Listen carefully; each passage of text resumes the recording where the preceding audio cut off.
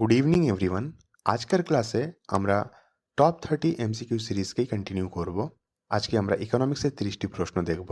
এর আগে আমরা history, geography, political science, general science আর এনভায়রনমেন্ট অ্যান্ড ইকোলজি থেকে 30টি করে প্রশ্ন দেখেছিলাম। সেই সমস্ত ভিডিওর লিঙ্কস এই ভিডিও ডিসক্রিপশনসে রয়েছে, তোমরা যদি না দেখে থাকো তো সেটা অবশ্যই দেখে নেবে।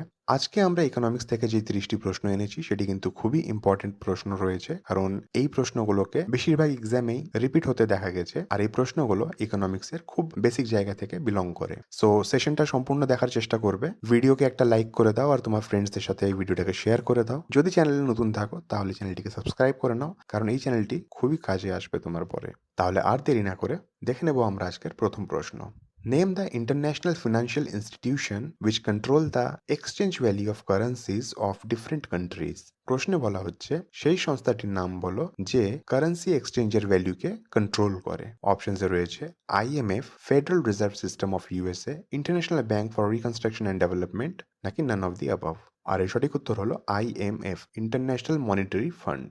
এই সংস্থাটির হেডকোয়ার্টার হচ্ছে ওয়াশিংটন ডিসি, ইউএসএতে। এই সংস্থাটির মুখ্য যেটা কাজ হচ্ছে সেটা হচ্ছে কোনো দেশ যদি আর্থিক সংকটে আছে তাহলে সেই দেশকে সাহায্য প্রদান করা আর্থিক রূপে।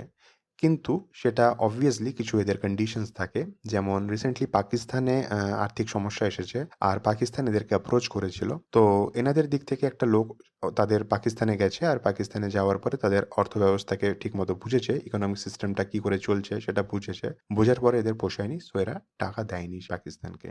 দেখে নেব আমরা নেক্সট প্রশ্ন। World trade organization was established in the year 2000, 2005, 1986 নাকি 1995।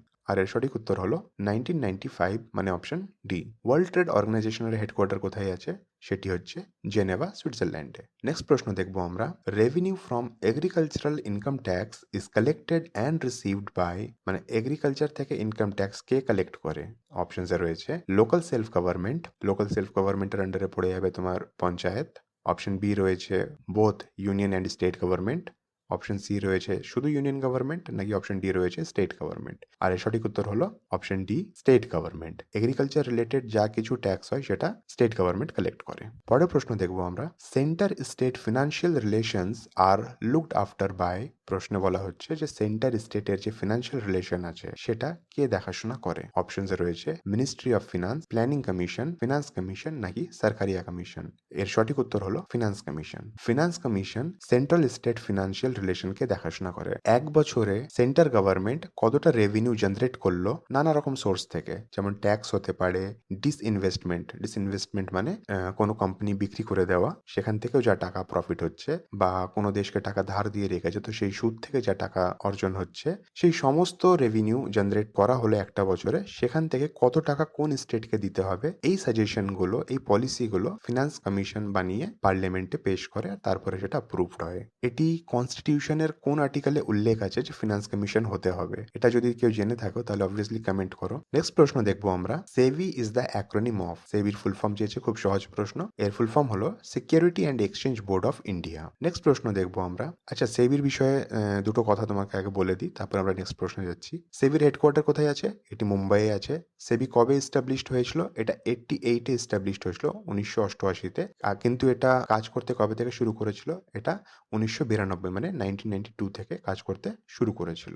আর এর কাজ কি আছে? এর কাজ হচ্ছে যে শেয়ার মার্কেটে এই নজরদারি করে, শেয়ার মার্কেটে ঠিকঠাক কাজ করছে কিনা। যেমন আরবিআই পুরো দেশের টাকা পয়সাকে দেখে, নাবার্ড যেমন এগ্রিকালচারের কতটা ক্রেডিট ধার দিতে হবে সেটা দেখে, সেবি তেমন শেয়ার মার্কেটকে দেখে। ঠিক আছে, নেক্সট প্রশ্ন দেখবো আমরা। The period of annual plan 1966 to 1969 is usually regarded as. প্রশ্নে বলা হচ্ছে যে অ্যানুয়াল প্ল্যানের সেই সময়টা 1966 থেকে 1969 অব্দিকে কি বলা হয়? অপশনসে রয়েছে a period of cessation of all plan activities, option B plan rest period, temporary plan period, নাকি প্ল্যান হলিডে। তো এর সঠিক উত্তর হলো প্ল্যান হলিডে। অ্যাকচুয়ালি 1951 থেকে যখন 5 ইয়ার প্ল্যান স্টার্ট হলো, পঞ্চবর্ষীয় যোজনা যখন স্টার্ট হলো, তো সেটা কন্টিনিউ হতো প্রত্যেক 5 বছর 5 বছরে। কিন্তু আমাদের 60s সেই মুহূর্তে কি হলো? সেই মুহূর্তে পাকিস্তান অ্যাটাক করলো ইন্ডিয়ার উপরে, ইন্ডো চাইনা ওয়ার হলো, আর সেই সময়টাতেই জওয়াহরলাল নেহরুও মারা গেলেন। তো এরকম করে দেশের উপরে একের পর এক সংকট আসছিল, তো তার জন্য ওই 5 ইয়ার প্ল্যান কন্টিনিউ করা হলো না। তখন সিদ্ধান্ত নেওয়া হয়েছিল যে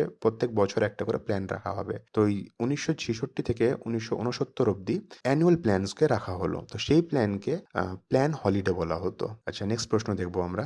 green revolution occurred first in, green revolution প্রথম কোন রাজ্যে হয়েছে? অপশনসে রয়েছে আন্ধ্রপ্রদেশ, তামিলনাড়ু, গুজরাট, মহারাষ্ট্র, পাঞ্জাব, হরিয়ানা নাকি বিহার আর বাংলা। আর এর সঠিক উত্তর হলো পাঞ্জাব অ্যান্ড হরিয়ানা। তার জন্য দেখবে যে পাঞ্জাব আর হরিয়ানা কৃষিতে এখনো অনেক এগিয়ে আছে, অনেক উন্নত আছে। নেক্সট প্রশ্ন দেখবো আমরা। আ মিক্সড ইকোনমি ইজ ওয়ান, মানে মিক্সড ইকোনমি কি? আর এর সঠিক উত্তর হলো যখন পাবলিক আর প্রাইভেট ইকোনমি একসঙ্গে পাশাপাশি চলে বা কাজ করে, অপারেট করে, সেটাকে মিক্সড ইকোনমি বলা হয়। তাহলে এর অপশন ডি কারেক্ট উত্তর হলো। নেক্সট প্রশ্ন দেখবো আমরা। The purpose of the community development programme was, অপশনসে রয়েছে to cultivate the spirit of self reliance and initiative among rural people, to solve the unemployment problem, to create a scientific outlook among rural people, নাকি all of these objectives। আর এর সঠিক উত্তর হলো all of these objectives. Actually community development programme এটি 1952-তে start করা হয়েছিল, আর এটা পঞ্চায়েত সিস্টেম তখনও আসেনি দেশে, তার আগে এটাকে অ্যাপ্লাই করা হয়েছিল। এই কমিউনিটি ডেভেলপমেন্ট প্রোগ্রামের মাধ্যমেই রুরাল এরিয়াতে, গ্রাম অঞ্চলে জনকল্যাণের জন্য প্ল্যান বানানো হতো বা সেগুলোকে এক্সিকিউট করা হতো। তো এটাই এর উদ্দেশ্য ছিল, গ্রামকে কিভাবে উন্নত করা হবে, গ্রাম অব্দি কি করে ডেভেলপমেন্টকে পৌঁছানো হবে। নেক্সট প্রশ্ন দেখবো আমরা। The real introduction of decentralized planning in India was made for the first time during the, প্রশ্নে বলা হচ্ছে ভারতে বিকেন্দ্রীভূত পরিকল্পনার প্রকৃত সূচনা প্রথমবারের মতো করা হয়েছিল কোন সময়ে?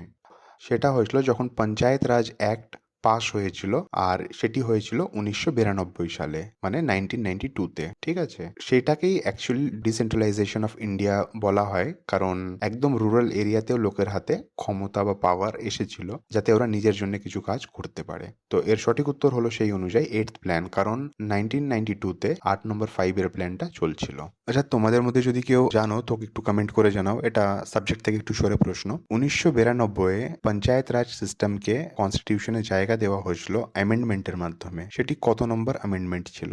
খুবই কমন প্রশ্ন, যদি কেউ জেনে থাকো তো অবভিয়াসলি কমেন্ট করো। নেক্সট প্রশ্ন দেখবো আমরা। The green revolution in agriculture has made the Indian farmers dependent on indigenous availability of micronutrients, machines নাকি ফার্টিলাইজার্স অ্যান্ড পেস্টিসাইডস। প্রশ্নে বলা হচ্ছে যে গ্রিন রিভলিউশন বা সবুজ ক্রান্তি কৃষিদেরকে কিসের উপরে ডিপেন্ডেন্ট করে দিয়েছিল? তো অপশন অনুযায়ী এর সঠিক উত্তর হচ্ছে ফার্টিলাইজার্স অ্যান্ড পেস্টিসাইডস। একদিকে যেমন গ্রিন রিভলিউশন কৃষিদেরকে সাহায্য করেছিল নিজের প্রোডাকশন ইনক্রিজ করতে, সেরমই অন্যদিকে কৃষিরা কিন্তু সার ও কীটনাশকের উপর ডিপেন্ডেন্ট হয়ে গেছিল। ইভেন এখনো আছে। পাঞ্জাব আর হরিয়ানা এরিয়াতে এতটাই পেস্টিসাইডস আর ফার্টিলাইজার্স ইউজ করা হয় যে সেটা এখন কিন্তু ফলমূলের অবধি পৌঁছতে শুরু করেছে, আর মানুষের স্বাস্থ্য সেটা ইফেক্ট ফেলছে। নেক্সট প্রশ্ন দেখবো আমরা।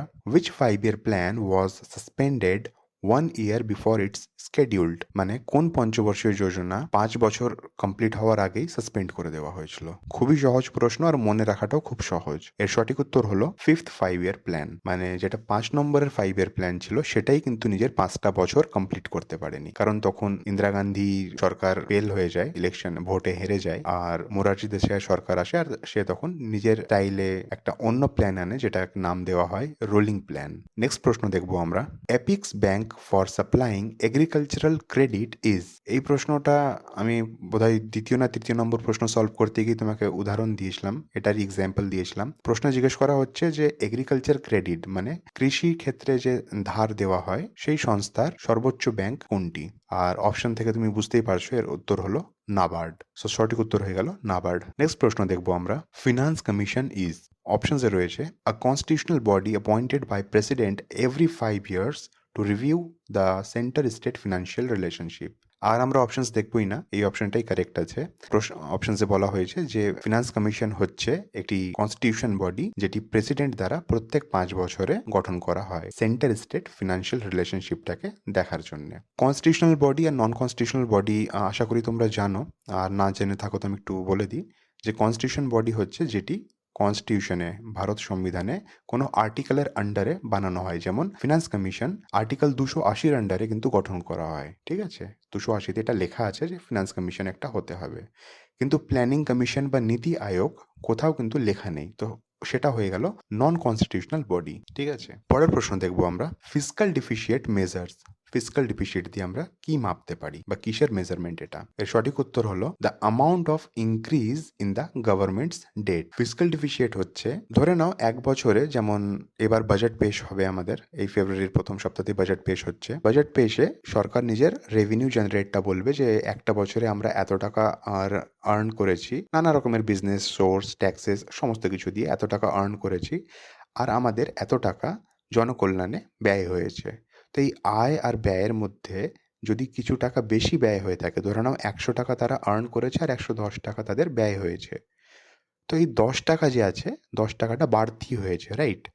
সেইটাকে আমরা তখন বলবো যে এটা ফিসকাল ডিফিসিয়েট আছে। নেক্সট প্রশ্ন দেখবো আমরা, which out of the following can be levied by the state government. প্রশ্নে বলা হচ্ছে নিম্নলিখিতগুলির মধ্যে কোনটি রাজ্য সরকার ধার্য করতে পারে? অপশনসে রয়েছে tax on profession, capital gain tax, income tax নাকি ওয়েলথ ট্যাক্স। আর এর সঠিক উত্তর হলো ট্যাক্স অন প্রফেশন। তুমি যেই রাজ্যে থাকছো, যেখান থেকে তুমি টাকা আর্ন করছো, সেইখানে কিন্তু সরকারকে তোমাকে ট্যাক্স দিতে হবে, সেই রাজ্য সরকারকে তোমাকে ট্যাক্স দিতে হবে। সেটাকে ট্যাক্স অন প্রফেশন বলছে।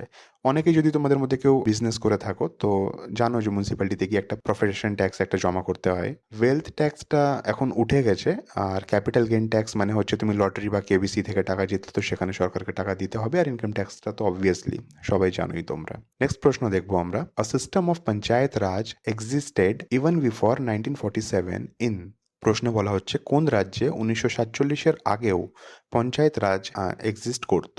অপশনসে রয়েছে তামিলনাড়ু, গুজরাট, মহারাষ্ট্র নাকি অল অফ দি অ্যাবভ। আর এর সঠিক উত্তর হলো তামিলনাড়ু। তামিলনাড়ু বা মাদ্রাসে পঞ্চায়েত রাজ সিস্টেমের পাশাপাশি মিউনিসিপাল কর্পোরেশনটাও কিন্তু অনেক পুরনো। বলা যেতে পারে যে ইউকে বা ইউনাইটেড কিংডমের বাইরে যদি কোথাও সব থেকে পুরনো ফার্স্ট মিউনিসিপাল কর্পোরেশন থেকে থাকে, তো সেটি হচ্ছে চেন্নাই বা দ্য গ্রেটার চেন্নাই কর্পোরেশন। সেটি ১৬৮৭ মানে 1687 থেকে কিন্তু ওখানে মিউনিসিপাল কর্পোরেশন এক্সিস্ট করছে। দেখে নেব আমরা নেক্সট প্রশ্ন, which of the committee or commission made recommendation for granting more powers and responsibilities to the Panchayati Raj. অপশনসে রয়েছে মন্ডল কমিশন, মেহতা কমিশন, জেন কমিশন নাকি নান অফ দি অ্যাবভ। আর এর সঠিক উত্তর হলো মেহতা কমিশন। দুটো কমিশন ছিল, অ্যাকচুয়ালি কমিশনস তো অনেকগুলোই ছিল, বাট দুটো মেন কমিশন ছিল, আর দুটোরই যে হেড ছিল তাদের সারনেম মেহতা ছিল। ফার্স্ট হচ্ছেন বলবন্ত রায় মেহতা, আর সেকেন্ড হচ্ছেন অশোক মেহতা। অশোক মেহতা মোরারজি দেশাইয়ের সময় ছিল, আর বলবন্ত রায় মেহতা যে ছিলেন জওয়াহরলাল নেহরুর দ্বারা অ্যাপয়েন্ট করা ফার্স্ট কমিটি ছিল। পরের প্রশ্ন দেখে নেব আমরা, the unorganised sector of India is characterised by. প্রশ্নে বলা হচ্ছে যে ইন্ডিয়ার আনঅর্গানাইজড সেক্টর, তার ক্যারেক্টারিস্টিক্স কি? তো অর্গানাইজড সেক্টরে সবসময় টাকার লেনদেনটা কিন্তু একটা ফর্মাল ওয়েতে হয়, আইদার চেক দিয়ে পেমেন্ট হবে, ইউপিআই হবে, মানে ব্যাংকের মাধ্যমে টাকা পেমেন্ট হবে, সোজা কথা। কিন্তু আনঅর্গানাইজড সেক্টর, সেখানে কিন্তু ক্যাশের লেনদেনটাই বেশি হয়ে থাকে। তো সেক্ষেত্রে এই প্রশ্নের উত্তর যেটা হবে সেটা হচ্ছে more currency transaction, option C. Next প্রশ্ন দেখবো আমরা, in which year was the Reserve Bank of India established. সহজ প্রশ্ন। তো আরবিআই কবে এস্টাবলিশড হয়েছিল? আরবিআই ১৯৩৫-এ এস্টাবলিশড হয়েছিল। কোন অ্যাক্টের মাধ্যমে হয়েছিল?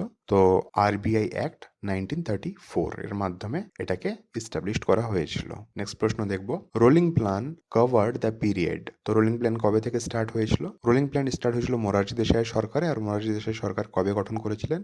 ১৯৭৮ থেকে ১৯৮৩, সেই ৫টা বছরের রোলিং প্ল্যান ছিল। ঠিক আছে, নেক্সট প্রশ্ন দেখবো আমরা, mid day meal scheme was launched in. Mid day meal scheme কবে লঞ্চ করা হয়েছিল? অপশনসে রয়েছে ১৯৯৫, ১৯৯৮, ১৯৯৬ নাকি ১৯৯৭। আর এর সঠিক উত্তর হলো ১৯৯৫। যদি আরও এক্স্যাক্ট আমি তোমাদের বলি, তাহলে এটা ১৫ই আগস্ট ১৯৯৫-এ স্টার্ট করা হয়েছিল। নেক্সট প্রশ্ন দেখবো আমরা, give full form of Sage. SEZ এর ফুল ফর্ম চেয়েছে, আর এর ফুল ফর্ম হলো special economic zone.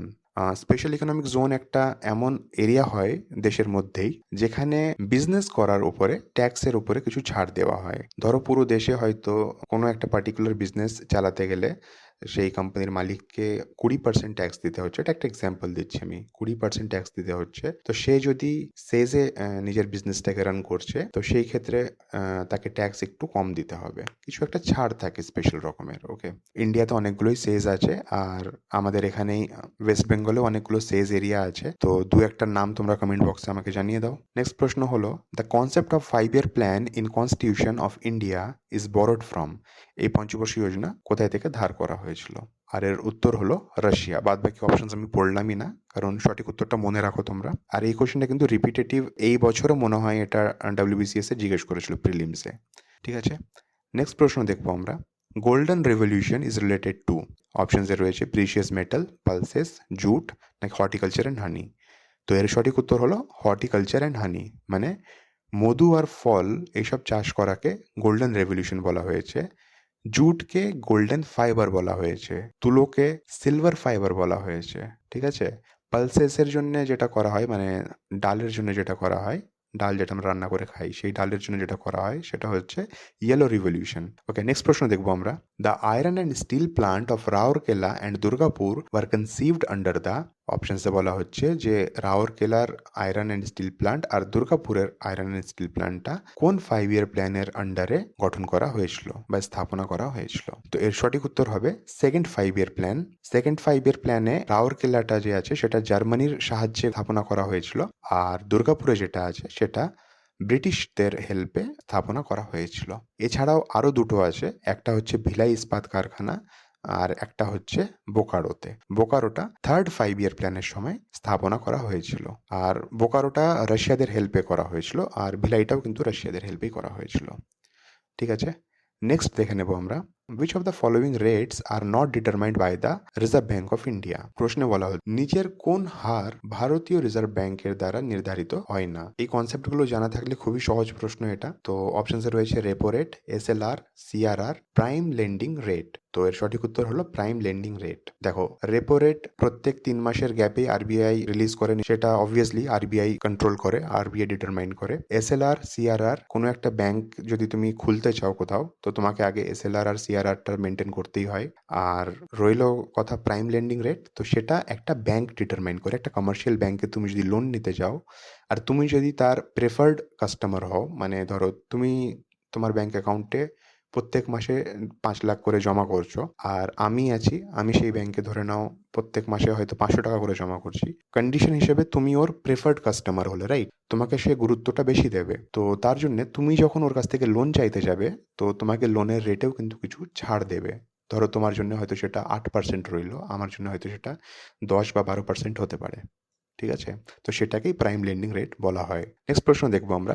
Which one of the following is not one of the source of revenue of the village panchayat. তো প্রশ্নে বলা হচ্ছে নিচের কোনটি গ্রাম পঞ্চায়েতের রাজস্বের অন্যতম উৎস নয়?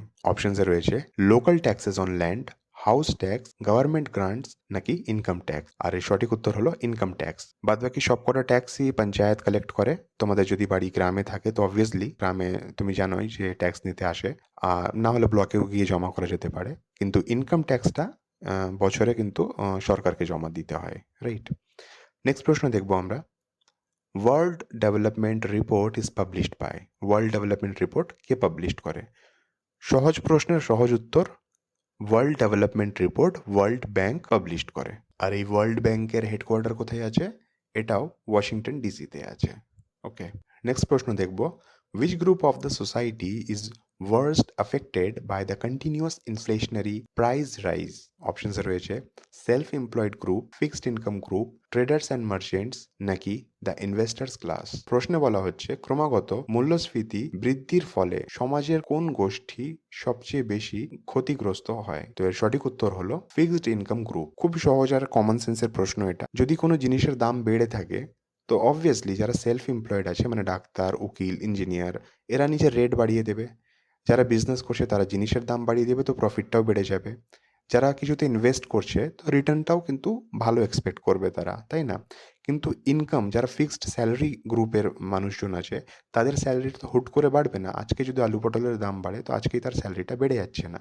যার ফলে এরাই কিন্তু বেশি করে ক্ষতিগ্রস্ত হয়। ঠিক আছে? তো এই রইল ৩০ টি প্রশ্ন। আজকের সেশনটা এখানেই শেষ করছি। প্রশ্নগুলো কিন্তু আমি আবার বলব খুবই ইম্পোর্টেন্ট আছে। এই কোয়েশ্চেনটা মানে কোয়েশ্চেনস গুলোকে আরেকবার প্রয়োজন হলে তুমি দেখে নেবে। সেশনটাকে প্রয়োজন হলে তুমি ওয়াচ লেটার করেও রেখে নাও। কারণ এক্সামের আগে আরেকবার এই কোয়েশ্চেনস গুলোকে দেখে নেবে। যদি ভিডিওটাকে ভালো লেগে থাকে তো লাইক করো। আর obviously নিজের যা মতামত আছে এই ভিডিও রিলেটেড বা ক্লাস রিলেটেড বা অন্য কিছু প্রয়োজন থাকলে সেটা কমেন্ট করে আমাদের জানাও। আমরা obviously তোমাদের প্রোভাইড করার চেষ্টা করব। আর নতুন যদি থেকে থাকো চ্যানেলে তো তাহলে obviously সাবস্ক্রাইব করো চ্যানেলটিকে। কারণ তোমাদের সাপোর্টস গুলো কিন্তু খুব প্রয়োজন। সো দেখা হচ্ছে নেক্সট ভিডিওতে। ততক্ষণ পড়তে থাকো, রিভাইজ করতে থাকো।